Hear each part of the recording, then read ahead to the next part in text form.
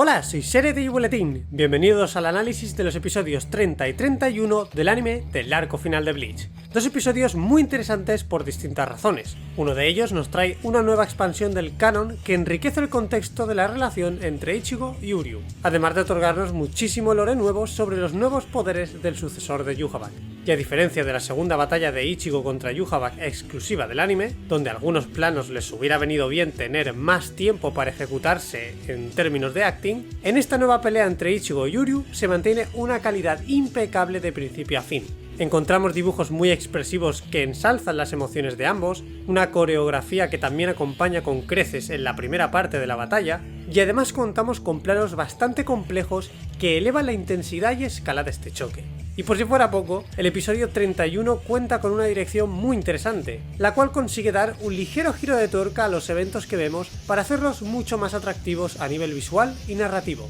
destacando entre muchas cosas el gran trabajo de puesta en escena de ciertos momentos y la reestructuración de ciertos diálogos para una mejor comprensión del lore y añadir escenas nuevas que se sienten completamente integradas en el canon de la historia.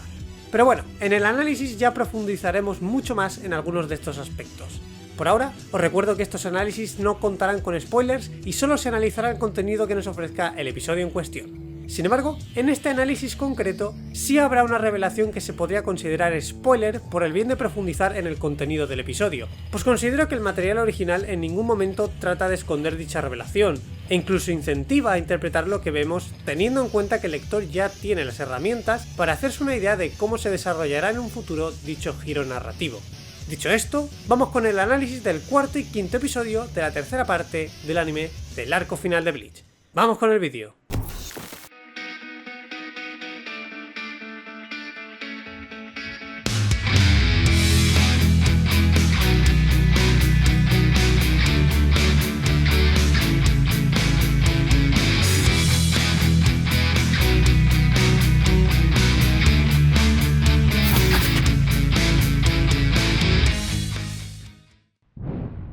El primer episodio a comentar da inicio con la confrontación de Yhwach y el brazo derecho de su padre, el Reiyou, donde su hijo se muestra confuso al observar cómo una parte de su propio padre se interpone en su camino. Una confusión que por un lado viene dada por el hecho de que Yhwach no puede ver a través de su padre con su poder de The Almighty, pues la materia y el poder que componen a su padre lo convierten en una entidad infinitamente más compleja y trascendente que su propio hijo. Y por otro lado, Yhwach asume que la voluntad de su padre debería incluir un resentimiento contra los Shinigami, un resentimiento carente en el brazo derecho, pues como sabemos, él crea un vínculo con la sociedad de almas gracias a su comprensión del dolor y el sufrimiento de aquellos con los que ha compartido su alma en este lugar. Sin embargo, si solo sigues el anime, la suposición de Yhwach sobre un posible resentimiento de su padre hacia los Shinigami no tiene fundamento ninguno a priori. Pero en el interludio de este episodio se pone a nuestra disposición la información clave para entender el razonamiento de Yhwach. Se nos explica que existe una teoría que dice que los primeros Shinigami que estuvieron presentes en el mundo primordial fueron los responsables de sellar al Reiyou en el cristal en el que lo vemos en el presente, algo que podría ser cierto, pues vemos a Ichibei sostener al rey espiritual en sus manos tras la reestructuración del universo propiciada por este último. Sin embargo, esto no explica por qué el Reiyou se separó en varias partes. Quizá el artilugio que le vemos usar para transformar el universo con su poder sí fue diseñado por los primeros Shinigami y parte de su efecto era precisamente utilizar el propio poder del Reiyou canalizado a través de este artilugio para reflejarlo en su contra y separarlo en varias partes, facilitando así su sellado en caso de que opusiera resistencia. Sin embargo, sabemos que el Reiyou también podía ver a través de todo, incluyendo el futuro, por lo que él, en parte, tuvo que aceptar la realidad de ser sellado de antemano a cambio de priorizar un cambio de estructura en el universo. Pero dejando teorías aparte, si tenemos en cuenta que Yhwach se percató de la participación de los Shinigami en el sellado de su padre gracias a Ichibei, es fácil entender por qué él le recrimina a una parte de su padre su colaboración con los responsables de dejarlo muerto en vida y sin libre albedrío. Y es más, en este episodio Yhwach nos revela de forma clara y sin insinuaciones cuáles son los poderes de los brazos de su padre. El izquierdo controla el poder del avance y el derecho controla el poder de la quietud, lo cual hace más irónica todavía la situación, pues el brazo que debería de ser la viva imagen del concepto de la quietud es precisamente el que decide dejar atrás su naturaleza para avanzar y proteger el mundo actual. Este hecho irrita todavía más a Yhwach, provocando así una confrontación directa con el brazo derecho del Reiyou. Tal es su ira por esta traición de su padre, que él paraliza a todos los presentes durante unos instantes para que nadie pueda interferir, mostrando un poder rojizo que surge de uno azul, simbolizando que este es liberado por Yhwach, el padre de los Quincy, pero que a su vez, este poder trasciende a todos al presentar este rojo. Pues recordemos que este color es un indicativo visual en la obra que pretende indicar la trascendencia del poder de un ente que por lo general suele tener naturalezas mixtas. Y además, también presenta un motivo visual similar a un espacio con infinitas estrellas, una simbología que ya vemos en el opening y que simboliza el poder de ver a través de todo de Yhwach y el Rey, viendo cada estrella como granos de arena que representan todas las posibilidades de futuros que pueden ver en lo que observan. Y es interesante que presenten ya este motivo, pues al final de la obra tendrá mucho más peso. Por otro lado, como fuerza opositora, tenemos el poder del brazo derecho, el cual es amarillento, pues este color es el que se manifiesta en el poder de un Shinigami, y en este momento el brazo derecho está utilizando a Ukitake como motor para manifestar y amplificar su poder de la quietud. Sin embargo, ahora el poder de Yhwach es superior al del brazo derecho y Ichigo y los demás se ven obligados a intervenir para evitar que Yhwach destruya las defensas de Mimihaki. Para ello, mientras Ichigo frena a Yhwach al deshacerse de su restricción de su sangre Quincy de forma similar a como Ichibei neutraliza la parasitación de Yhwach, Yoruichi utiliza técnicas muy interesantes que probablemente fueron desarrolladas por su familia noble, siendo la primera una técnica para sellar, conservar o preservar algo en el interior de dicha técnica. De hecho, en el interludio se explica cuál es la función de cada talismán con tal de conseguir este sellado. El nombre de la técnica es Sankotsu no Yufu, o talismanes de 3 huesos. Cada uno es una puerta que canaliza tu energía espiritual para convertirla en un poder específico. Un concepto muy similar a los Kidos utilizados por Hachi para derrotar a Barragan, donde de forma similar, Hachi canaliza su energía espiritual a través de unas puertas creadas por él para crear una estructura resultante del poder combinado de las 3, habilitando así la posibilidad de encerrar a un ser tan poderoso como Barragan. En este caso, las puertas serían los 3 sellos, los cuales otorgan poderes grandilocuentes capaces de irrumpir la estructura del mundo que nos rodea, utilizando, como veremos a continuación, una relación de conceptos entre huesos específicos de bestias y fenómenos geológicos destructivos. El primer sello se denomina Chiseimon, o puerta que muerde la tierra, la cual encarna el poder de unos colmillos que muerden la tierra y liberan llamas, haciendo referencia, en mi opinión, a la idea de liberar la lava y su calor en forma de llamas que la tierra posee en su núcleo. El segundo sello se denomina Kosanmon, o puerta de apertura de la montaña, la cual encarna el poder de unos cuernos que perforan montañas y causan terremotos. Y por último, el tercer sello se denomina Teshimon, o puerta del pico de hierro, la cual encarna el poder de un pico capaz de penetrar los cielos y hacer caer la lluvia. Como vemos, todos estos poderes son capaces de irrumpir y forzar a la naturaleza misma, haciendo así posible que al combinar los 3 a la vez, se pueda incluso forzar a un ente como el Reiyou, o mejor dicho, lo que queda de él, a seguir existiendo al preservarlo, lo cual nos abre puertas a pensar en qué es exactamente el Reiyou y cómo se ha podido concebir un ente como él en el universo. Uno que además de ver a través de todo y manipular todo a su alrededor, también es capaz de existir en el horripilante estado en el que se encuentra. Junto a ello, también es fascinante ver una técnica que puede sellar o preservar un ente como él, proponiendo la posibilidad de que los Shinigami utilizaron métodos parecidos a esta técnica para desmembrar y sellar al Reiyou en el lejano pasado. Es más, Yoruichi incluso muestra artilugios capaces de desintegrar materia espiritual tal como lo hacen los Quincy, al menos según sus palabras, por lo que esto podría indicar que los Shinigami, cuando se refieren a artilugios divinos de la familia Shihoin, podrían hacer alusión a artilugios creados en base a un poder divino como podría ser el del Reiyou, pudiendo fabricar dichas tecnologías gracias a una investigación exhaustiva de los Shihoin sobre qué es y cómo funciona un ente como el Reiyou. Incluso podemos teorizar que la fabricación de dichos artilugios podría estar respaldada por Ichibei y su capacidad para arrebatar y otorgar poder, pues dichas habilidades, al presentar similitudes claras con las de compartir el alma de Yhwach y el propio Reiyou, se puede interpretar que él las tuvo o las amplificó al absorber partes del Reiyou, tal y como se presagia en los flashbacks del episodio 24 del arco final. Pero volviendo al presente y tras ser atacado por los métodos peculiares de Yoruichi, Yhwach se ríe de estos artilugios baratos que tratan de imitar algunas de las capacidades del poder de su padre, decidiendo utilizar el poder de Pernida relacionado con la subyugación del entorno para destruir dichos artilugios y de paso dejar fuera de combate a Yoruichi. Un acto que más adelante, cuando se revele el verdadero espectro del poder de Pernida, veremos por qué es una mofa aún mayor hacia Yoruichi y sus artilugios. Y al mismo tiempo, tanto Uryu como la Shustofel entran en acción para quitar de en medio a Ichigo y los demás, primero cortando la fuente de poder que alimenta la estructura de sellado de Yoruichi y luego enfrentando a todo el grupo. Por un lado tenemos a Ganyu, Chad y Orihime solos ante casi todos los miembros de la Schutzstaffel, una desventaja muy evidente que ellos saben resolver muy bien con las herramientas que poseen, distrayendo con la pirotecnia característica de los Shiva, deteniendo las poderosas ráfagas de poder de Geralt con los escudos de Orihime y el brazo derecho de Chad, y por último utilizando la técnica de Ganyu para modificar las propiedades de cualquier materia espiritual y convertirlas en arena. Un poder totalmente inesperado para los Quincy por parte de un Shinigami, pues está modificando literalmente las propiedades del Reishi, tal como lo hacen ellos. Una técnica que de nuevo, como hemos visto en los Shihoin, quizá fuera desarrollada por el clan Shiba cuando formaba parte de las 5 grandes familias nobles al aplicar su conocimiento sobre las capacidades del poder del Ryu, contando seguramente también con la ayuda de Ichibei al bautizar dicha técnica. Sin embargo, la Schutzstaffel activa de forma parcial su Ballstanding para acceder a sus alas y poder evitar su caída del Palacio Real, por lo que a pesar de sus esfuerzos, los amigos de Ichigo son expulsados del palacio por un ataque directo de Geralt que Chad consigue amortiguar con el escudo de su brazo derecho.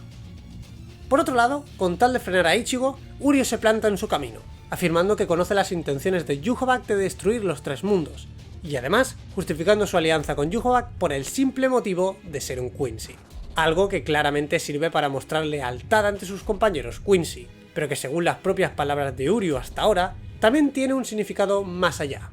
Como Uryu explica a Ichigo, él llegó a creer que la paz entre Shinigami y Quincy podía existir. Sin embargo, tras conocer el resentimiento de más de 1000 años entre ambos bandos y la imparable fuerza que supone la entidad de Yhwach para el mundo, Uryu entiende que nunca existirá la paz. Y seguidamente procede a decirle a Ichigo que él está del lado de los Quincy porque no puede perdonar a aquel que le quitó todo.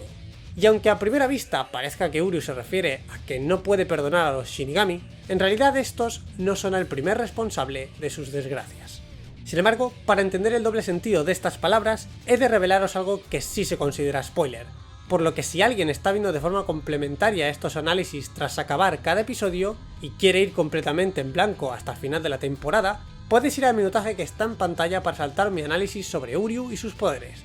De todas formas, te recomiendo que te quedes, pues tanto en el manga como en el anime ya se dan ciertas interacciones que apuntan hacia el spoiler en cuestión, y creo que os aportará más ser conocedores de dicho giro de guión, pues esto nos permitirá ver a Uryu y sus acciones desde un prisma más interesante que el de un simple traidor. Y el factor sorpresa de este giro realmente no tiene tanto peso, pues como espectadores es algo que sabemos que tarde o temprano sucederá. Por lo que si has decidido quedarte, continuamos con el análisis.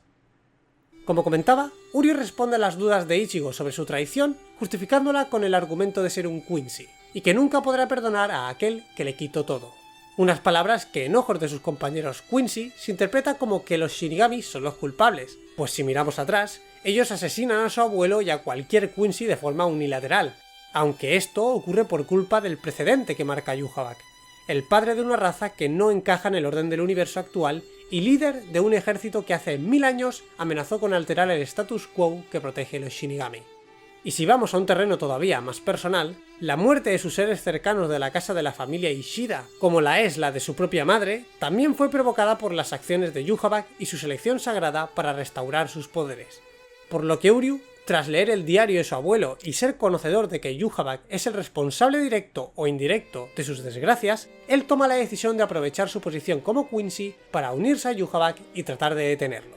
dejando de lado cualquier alianza con los Shinigami, pues el resentimiento entre ambas razas durante el pasado milenio no lo permitiría, al menos bajo el mandato de Yamamoto, y sacrificando también la ayuda de sus amigos, pues Uryu comprende el nivel de amenaza universal que supone Yhwach, por lo que por un lado no quiere involucrar a sus amigos en un problema donde es prácticamente imposible que la muerte no los aceche en cualquier rincón, especialmente al enfrentarse a seres que pueden desintegrar y manipular Reishi, pudiendo colapsar a cualquier entidad espiritual de un momento a otro. Y por otro lado, aun si Uryu expusiera a sus amigos a este terrible peligro, nada asegura que su plan de acción para detener a Yhwach tuviera éxito, pues como vemos, su estrategia es acabar con Yhwach desde dentro, al menos por ahora, lo cual implica que él tampoco ha podido concebir un plan en el que exista la más mínima posibilidad de éxito si lo enfrentan de forma directa. Por eso Uryu, a pesar de no poder decirle la verdad a Ichigo ante los ojos de la Schutzstaffel, él trata de mostrarle su determinación de abandonar a sus amigos para que lo dejen de lado y ellos no se vean envueltos más de la cuenta en este conflicto.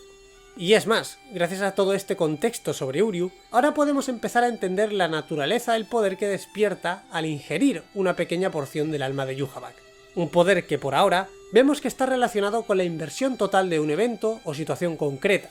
lo cual calza muy bien con el poder que podría desarrollar alguien que trata de aparentar algo que en realidad es totalmente lo opuesto.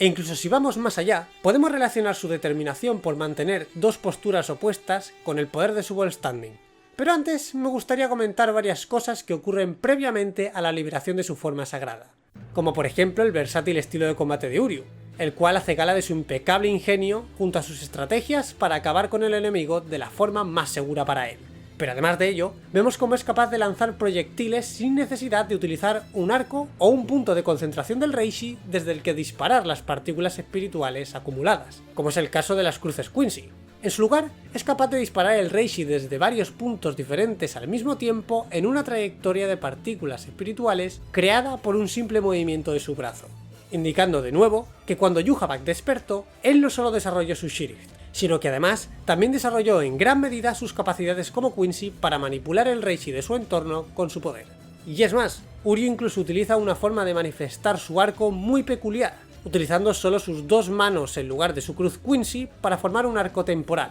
el cual se manifiesta lo suficientemente rápido como para permitirle lanzar su Lichtoregen mientras aún está suspendido en el aire, por lo que sí, podemos afirmar que el despertar de Yhwach también ayuda a Uryu a desarrollar en sobremanera sus capacidades como Quincy. Y si a esto le sumamos que él posee conocimientos de técnicas ancestrales Quincy heredadas directamente de su abuelo Soken y que él es hijo de un Quincy que pertenece a una familia noble, pues no es de extrañar que su potencial sea tan amplio y que su poder aumente tan rápido tras despertarse gracias a Yhwach. Pues recordemos que igual que sucede con las familias nobles Shinigami, donde la preservación de la sangre del miembro fundador a través de las generaciones proporciona un potencial y un poder base mayor al resto, con los Quincy también debería de suceder lo mismo, pues Ryuken es la prueba viviente de ello.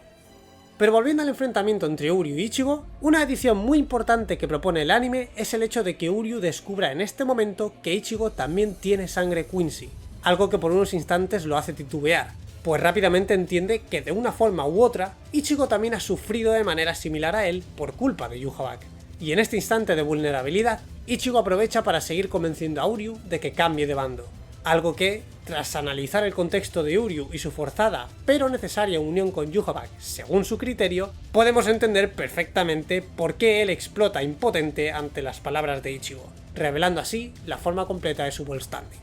Este presenta un diseño totalmente inspirado en la herramienta principal de los Quincy, los arcos y las flechas de Reishi, pues presenta un recubrimiento, un arco y unas alas que comparten el motivo de las plumas de una flecha clásica. Una forma sencilla pero eficaz de comunicar que el poder que posee y viste está asociado a las habilidades básicas de un Quincy. De ahí que todos los proyectiles en forma de pluma que lanza sean capaces de disparar flechas por sí mismos, además de ser capaz de controlarlos con el movimiento de su cuerpo. De nuevo, todos los elementos que vemos enfatizan expresamente la idea de que su poder se centra en utilizar y amplificar los límites de la habilidad innata de un Quincy para reunir y utilizar el Reishi del entorno. Sin embargo, es raro que su diseño y sus poderes no presenten o hagan alusión al concepto de invertir eventos de su Shirift, pues hasta ahora, en todos los casos que hemos visto, de una forma u otra, ambos se combinan, pues al liberar el Ball Standing y aumentar así sus capacidades básicas para manipular Reishi, también aumentan las capacidades que puede alcanzar el poder de su Shirift al utilizarlo en este estado.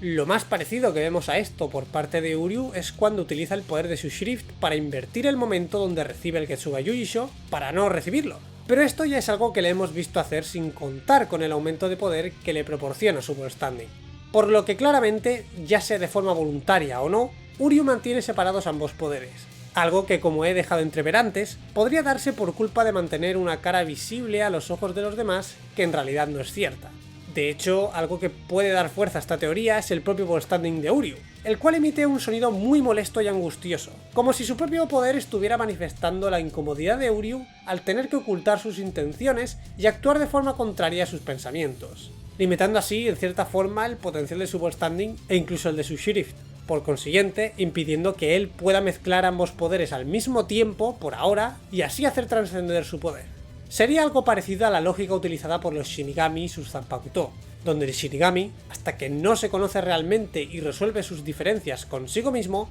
por extensión no puede acceder al verdadero poder de su Zanpakuto. Una lógica que podría aplicarse aquí, pues a pesar de que él no posee Zanpakuto, la sangre que le comparte Yhwach sí se moldea según los deseos y la psique de cada individuo para formar el poder de un Shrift. Sin embargo, de momento es solo una teoría y veremos en el futuro si Uryu es capaz de paulatinamente combinar sus poderes como Quincy junto a su Shrift. Por ahora, lo que podemos ver es que Uryu utiliza el poder de su Shrift para desmoralizar a Ichigo, mostrando que su determinación es seria y que Ichigo tendrá que utilizar una gran extensión de su poder para matarlo si quiere detener a Yhwach. Un hecho que hace perder los estribos a Ichigo, el cual parece que va a liberar impulsivamente su poder, un poder mayor, que por suerte, en el tramo final de este arco veremos lo que es. Sin embargo, esta desesperación en Ichigo hace que él descuide sus defensas, creando así la oportunidad perfecta para que Uryu aseste un golpe letal, destruyendo una relevante parte del cuerpo de Ichigo como alma y dejándolo completamente fuera de combate, ganando así el aplauso de sus compañeros de la Schustoffel y asegurando que su plan para derrocar a Yhwach sigue en pie. Volvemos ahora con Yhwach y el brazo derecho del Reiyou, el cual, al ver que no puede contener a Yhwach, decide absorberlo con su poder de compartir el alma. Un acto que el brazo derecho puede haber previsto al observar a través de todo, al aplicar su poder para ver el futuro de forma similar a cómo lo hace Yhwach y el propio Reiyou. Sin embargo, el poder de Yhwach supera con creces el del brazo derecho ahora mismo, tal y como indica la diferencia en la cantidad de pupilas. Por lo tanto, aun si el brazo derecho pudo observar en el futuro la posibilidad de absorber a Yhwach o reprimir su poder como lo hizo el brazo izquierdo en el pasado, ahora este desenlace a su favor es imposible, por lo que Yhwach consigue zafarse a fuerza bruta del brazo derecho, dejándolo en pedazos y sin absorberlo activamente para él, o al menos de momento, pues Ukitake sigue manteniendo vivo el brazo derecho con su poder, por lo que podemos afirmar que la existencia del brazo derecho sigue viva, y por lo tanto, por ahora es un misterio su estado actual. Puede que Yhwach lo absorba junto a su padre al estar a merced de dicha absorción del Reiyou, siguiendo así el camino del manga donde él sí absorbe el brazo derecho. O puede que el torrente de poder del Reiyou que veremos a continuación esté engullendo al brazo derecho mientras se mantiene vivo por Ukitake, y quizá Yhwach lo haya dejado ahí aprovechando la ocasión para castigarlo con una tortura horrible, la de ser comido vivo por dicho torrente para que pague el precio de proteger a aquellos que supuestamente sellaron y arrebataron todo al ente de donde procede. Sea cual sea el estado en el que se encuentre el brazo derecho, espero que el anime nos dé respuestas en un futuro.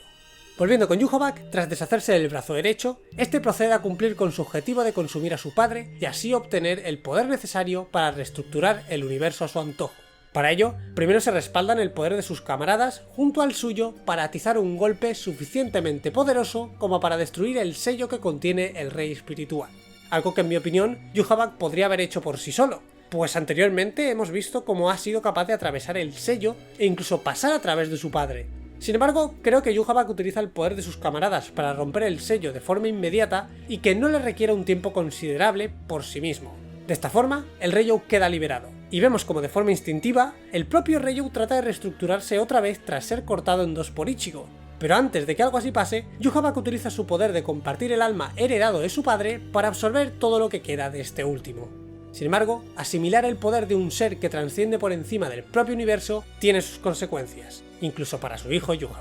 Ni siquiera él puede mantener a raya todo el poder que acaba de asimilar de su padre, dando pie a que un torrente de poder del Reiyou sale despedido del cuerpo de Yhwach. Y como hemos hablado en pasados análisis, este tipo de poderes o entidades negras que surgen de tener una naturaleza mixta suelen comportarse instintivamente como depredadoras, pues solo por ser entidades mixtas, estas tienen la capacidad de compartirse como almas, y por ende, su instinto para evolucionar y sobrevivir les conduce a tratar de engullir todo a su paso para asimilar toda la materia que encuentren y que pase a formar parte de ellos. Esa es la forma en la que ellos evitan quedarse estancados, es decir, así evitan cesar su actividad y quedar en un estado en el que no están ni vivas ni muertas, en donde perderían cualquier voluntad o capacidad para moverse por sí mismas. E incluso si miramos más allá y comparamos el Hogyoku con el Reiyou, podemos entender por qué este torrente está formado por entidades vivas. Pues si recordamos, el poder del Hogyoku es el de compartir el alma, igual que el de Yhwach y el Reiyou, y con este poder se es capaz de absorber o engullir almas infinitamente.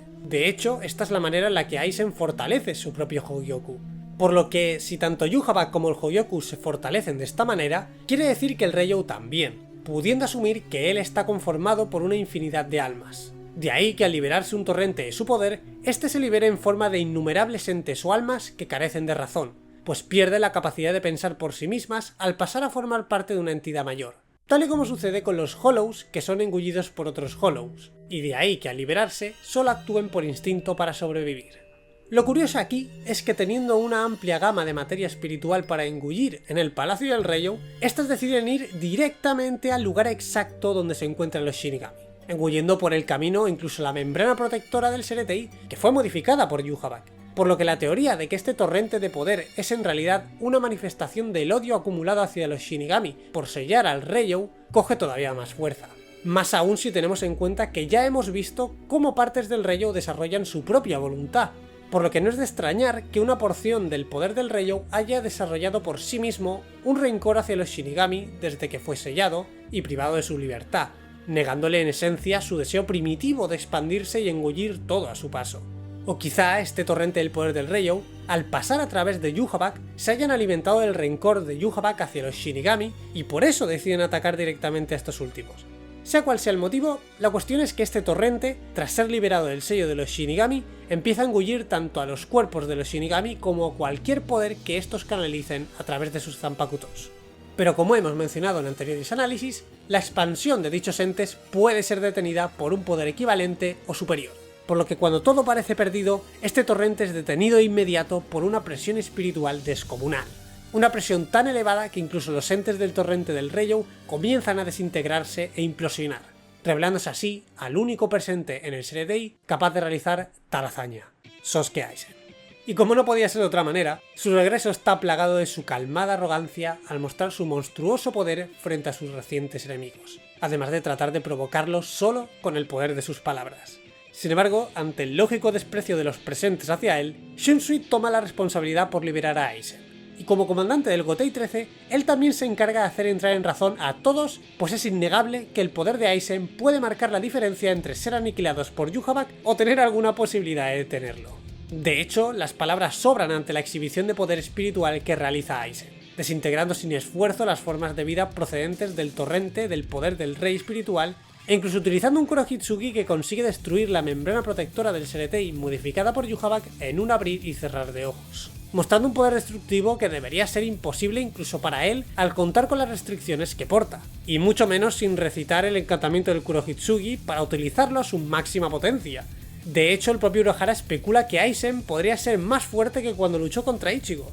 una afirmación que no podemos tomar como válida al 100%, pues Urahara ni ningún Shinigami presente puede sentir el Reiatsu de Aizen, algo debido, por supuesto, a que su poder ya había trascendido más allá de la razón gracias al Hogyoku. Sin embargo, Urahara conoce de primera mano cómo funciona el Hogyoku, y al igual que nosotros, es conocedor de que este es capaz de compartirse como alma para otorgar poder. Por lo que Aizen, al fusionarse directamente con el Hogyoku, este último no le presta poder sin más al compartir un pedazo de su alma, como ocurre con Yhwach y los sheriffs de los Stenritters. En este caso, el Hogyoku en su totalidad ha pasado a formar parte de Aizen, lo cual implica que Aizen, en términos simples, ha impregnado con su esencia el Hogyoku y este en su totalidad toma forma para otorgar a Aizen un poder descomunal. Para que os hagáis una idea del brutal incremento de poder que esto puede otorgar a Aizen, tomaremos como ejemplo a los Stenritters. Ellos, al recibir un pedazo del alma de Yhwach en forma de sangre, este pequeño pedazo se impregna de la esencia del Quincy en cuestión y toma la forma de un poder totalmente único, y en muchos casos absurdamente peligroso.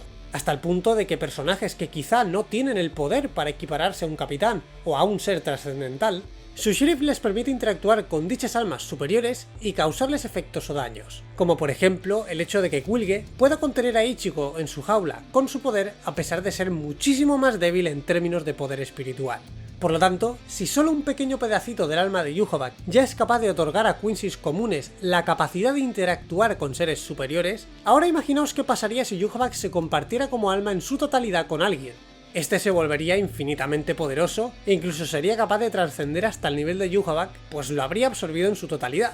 Pues esta es la misma lógica que debemos aplicar para Aizen y el Hogyoku. Recordemos que el Hogyoku está compuesto de miles de almas Shinigami y Hollow, pues Aizen se encarga de alimentarlo con estas razas al exponerlo a las mismas. Y además de todo esto, en Can't Fear Your Own World se revela que el Hogyoku de Aizen cuenta con una pequeña pieza del rey espiritual, concretamente una de sus uñas. Pero la cosa no acaba aquí, porque el Hogyoku de Aizen también absorbe el Hogyoku de Urahara, el cual por sí solo ya cuenta con el poder de compartir el alma, pues vemos como Urahara lo utiliza con los Vizars para intentar que estos reciban una porción del poder del Hoyoku, desencadenando así la posibilidad de que este pedazo del Hoyoku les equilibre como almas al interpretar un presunto deseo por parte de los Vizars de salvarse de su muerte, evitando así el suicidio de sus cuerpos provocado por una inestabilidad generada por los Hollows parásitos que Aizen les inyecta.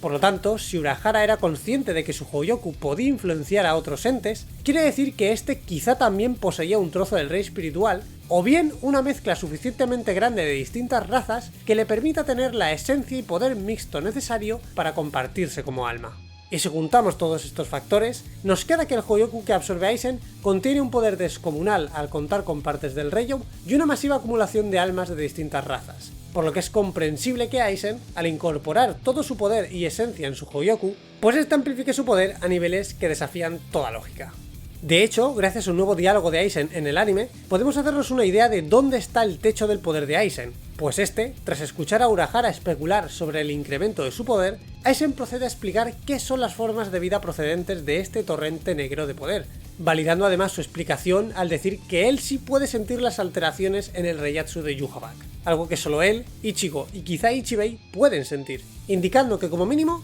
el poder de Aizen está lo suficientemente cerca al de Yhwach como para percibirlo, algo que sería coherente con el encuentro a través de Reiatsu entre Yhwach y Aizen, donde Aizen consigue alterar por unos momentos la percepción de los sentidos de Yhwach. Por lo tanto, con un poder de este calibre, no tenemos razón ninguna para rebatir la afirmación de Aizen de que procederá a derribar el Palacio Real con su poder. Sin embargo, antes de que esto ocurra, Mayuri aparece para fortalecer la fuerza con la que los sellos de Aizen retienen su poder cerca de su cuerpo. Una tecnología que de la misma forma que vimos con Wonderwise, esta rechaza todo para centrarse únicamente en una cosa, contener poder espiritual cerca del usuario que lleve dichos sellos. Y según las palabras del propio Mayuri, el poder de Aizen era tan trascendental que ellos no podían detener su corazón, y por lo tanto detener la circulación y generación de energía espiritual de su cuerpo, dejando como única opción la retención de su Reiatsu cerca de su cuerpo, y en consecuencia dentro del Mugen, evitando de esta manera que su Reiatsu influencie y altere el mundo de la sociedad de almas. Pero aun con todo esto, Aizen está tan convencido de que puede romper dichos sellos tras liberarse de unos pocos, además de la cruz del Mugen, que reta a Mayuri a comprobar si su tecnología sería capaz de soportar la presión espiritual de Aizen en su máxima potencia. Pero de repente, un proyectil de Reishi impacta sobre Aizen, y en cuestión de segundos, él queda completamente inconsciente, dando paso a la inesperada aparición de los Stenritter supervivientes a los Valen de Yhwach. Aunque llamarlos supervivientes es algo injusto, pues como sabemos, aun a pesar de que hayan podido soportar la brutal extracción de poder y vitalidad reclamada por su majestad, estos ya están condenados a morir tarde o temprano debido a un factor que todavía no conocemos. Pues de otro modo, la madre de Uryu no hubiera muerto 3 meses después de sobrevivir a Laus Velen. Entre los supervivientes encontramos al responsable de paralizar a Aizen con el poder de su Shrift, el Stenritter U Nanana Najakub. Su poder se titula The Underbelly, un término que podemos traducir como el indefenso o el vulnerable, pues la palabra Underbelly tiene un sentido figurado que se utiliza para referirse a una parte débil o vulnerable, y como su propio nombre indica, su poder consiste en detectar vulnerabilidades en la energía espiritual de un individuo y utilizar su Shrift para amplificar dichas debilidades, desestabilizando así el balance de cualquier ente con poder espiritual y dejándolo completamente vulnerable. Por este motivo, Nanana observa cuidadosamente la energía espiritual de Renji a escondidas en la primera invasión en el manga. Incluso trata de utilizar su técnica Morphing Pattern o patrón transformador para analizar a Byakuya y buscar una vulnerabilidad a explotar en su energía espiritual. Sin embargo, en este caso, Nanana no encuentra ninguna irregularidad de las que aprovecharse, pues su técnica impacta sobre la capa tejida por Shutara Senjomaru, la cual impide que esta técnica entre en contacto directo con Byakuya. Y en el caso particular de Aizen, sucede todo lo contrario, pues debido a los sellos que contienen su brutal energía espiritual, esta no puede expandirse libremente, provocando una incomodidad constante en la energía espiritual de Aizen que provoca la aparición de diversas irregularidades, las cuales facilitan el trabajo a Nanana para punzar dichas vulnerabilidades y dejar a Aizen completamente paralizado. Y por si fuera poco, él revela que ha analizado con atención a cada uno de los presentes y que puede paralizarlos a todos en un instante. Pero de repente, Busby lo traiciona y propone a los Shinigami unir fuerzas, pues ellos no solo quieren evitar que su hogar en las sombras, el Vanderreich, sea destruido junto al Seretei como daño colateral, sino que también se sienten traicionados por Yhwach y quieren tomar venganza contra él. Y permitidme añadir que el anime en esta escena de traición y unión cuenta con una dirección que eleva con creces la presentación vista en el manga. Para empezar, el staging o puesta en escena recibe varios cambios. Los Stenritters, en lugar de aparecer de frente a los Shinigami, estos aparecen a un nivel de altura superior, dando la posibilidad de crear planos contrapicados que a nivel visual dan más control de la situación a los Stenritters, dejando a los Shinigami por debajo en la jerarquía de los planos para hacerlos ver más vulnerables ante los Quincy, incluso añadiendo planos contrapuestos con paneos de cámara sutiles que enfatizan la confrontación entre ambos. Y en el momento de la traición de Busby, el anime incluye un primer plano de Nanana mientras cae de rodillas que nos muestra su impotencia al no poder sostenerse en pie, utilizando así de forma brillante la angustia de Nanana como cortina para revelar a Busby como el traidor. Y el efecto de desenfoque utilizado para dicha cortina está muy bien medido para comunicar la confusión de Nanana mientras observamos sus últimas sensaciones antes de morir. Y lo que sigue es un plano contrapicado con Nanana cayendo desde una gran altura hasta rebasar de nuevo la cámara.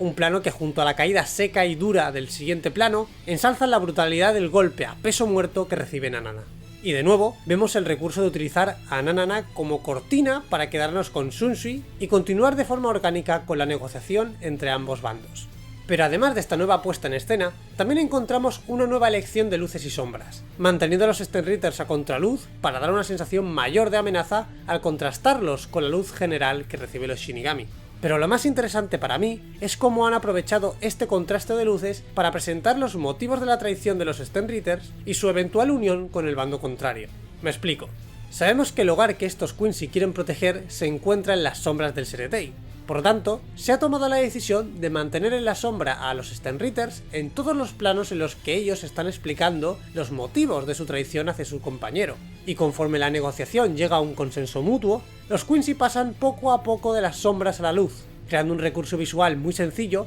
que narra su cambio de bando y que crea un paralelismo muy interesante con la primera aparición de los Stenritters en la historia, donde ellos dejan su hogar en las sombras para atacar a la luz, invadir el Seretei, mientras que ahora ellos abandonan las sombras para unirse a la luz, aliándose con los Shinigami para proteger el Seretei en lugar de destruirlo.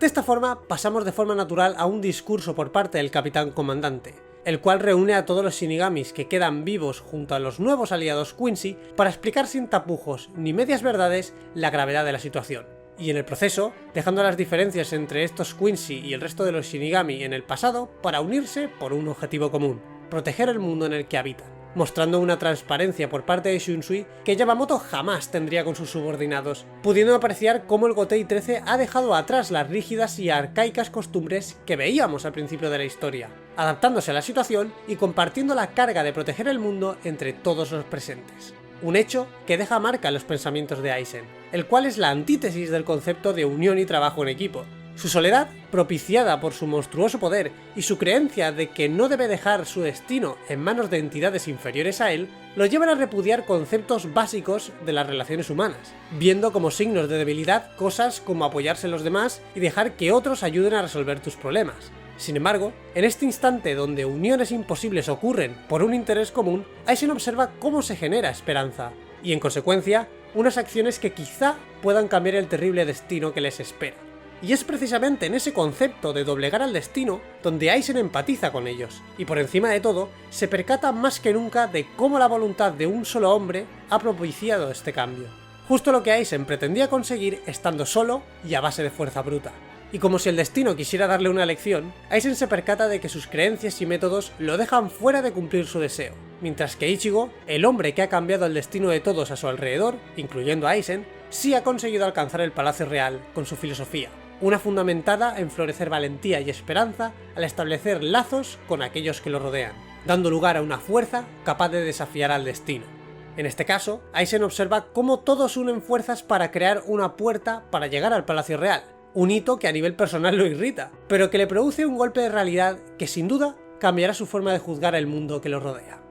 Y hablando de interpretar el mundo que nos rodea, junto a la multitud de Shinigamis vemos la aparición de Kenpachi tras ser tratado de sus heridas, el cual busca a Yachiru inmediatamente por todos lados, pero como vimos en la temporada pasada, Kenpachi no la encontrará por ningún lado, pues ella, al ser una manifestación tangible de la Zanpakuto de Kenpachi, este desaparece tras la liberación de Nosarashi. Sin embargo, a pesar de que Kenpachi consigue hablar en el Mugen por primera vez con su Zanpakuto, parece que él todavía no traza lazos entre su espada y Yachiru. Por consiguiente, él decide buscarla anteponiendo lo que sea que esté ocurriendo en el presente. No obstante, su poder es indispensable para crear la puerta que Urahara pretende abrir hacia el Palacio Real, por lo que Nanao, la ahora teniente del capitán comandante, se arma de valor y lo frena, convenciéndole con argumentos lógicos de que deje su búsqueda de Yachiru y se centre en las necesidades del Gotei 13, un hecho que en el manga incluso requiere la intervención de Urahara para frenarlo, pero que en el anime todo el mérito se ha atribuido a Nanao, demostrando así un nuevo nivel de valentía y firmeza ante personas intimidantes y poderosas, redimiendo aquellas veces donde no pudo mantener el tipo por su capitán ni por ella misma,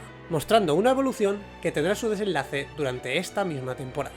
Pero volviendo a la trama principal, por un lado, el plan de acción de los Shinigami para ir al Palacio Real ya está en marcha, y por otro lado, viajamos rápidamente con el grupo de Ichigo y los demás, donde vemos que Orihime ha estado curando las heridas de todos sin descanso, y también se nos revela que el verdadero héroe ha sido Kon, el cual amortigua la caída de todos desde el palacio principal del rey espiritual. Y a diferencia del manga donde Ichigo y Kon tienen un rifirrafe cómico como en antaño, el anime sigue haciendo hincapié en la madurez de Ichigo tras llegar a términos consigo mismo, sustituyendo su inmadura actitud de antaño por un gracias, mostrando aprecio genuino en el valor que ha demostrado Kon. Pero de repente, instantes después de empezar a comentar cómo volverán al lugar donde se encuentra Yhwach, Yoruichi revela la colaboración que tendrán con nada más y nada menos que Grimmjow, una decisión lógica dada la debilidad de los Quincy hacia los Hollows, pero todavía está por ver si esta alianza será fructífera en el futuro. Por último, vemos el instante en el que Yhwach termina de absorber por completo a su padre, quedando completamente cubierto por una materia negra que, como sabemos, es la manifestación tangible del poder y existencia del Reiyou como un alma mixta de todos los tipos de naturalezas del universo, despertando así muchísimas pupilas rojas como indicativo de su incremento de poder y a su vez utilizando dicho poder para reestructurar de inmediato el mundo, tal y como él se prometió hace más de un milenio tras conocer el cruel destino de su padre y el universo. Pues hasta aquí este análisis del cuarto y quinto episodio de la parte 3 del anime del arco final de Bleach. Dos episodios que no solo entregan nuevas y necesarias interacciones para Uryu, sino que reajusta, amplía y ensalza el material canónico. Un hito que si consiguen mantener durante toda la temporada, sin duda estaremos ante la mejor temporada de este arco final hasta el momento. Pero bueno, por mi parte, nada más. Solo decirte que si te ha gustado este contenido, dale a like, suscríbete y activa la campanita para que YouTube te avise cada vez que subo nuevo contenido sobre Bleach. Te recuerdo que puedes seguirme en Twitter, en Instagram o ir a la pestaña de la comunidad del canal para estar informado del progreso de todos mis vídeos y nos vemos pronto con más vídeos sobre Bleach. ¡Chao!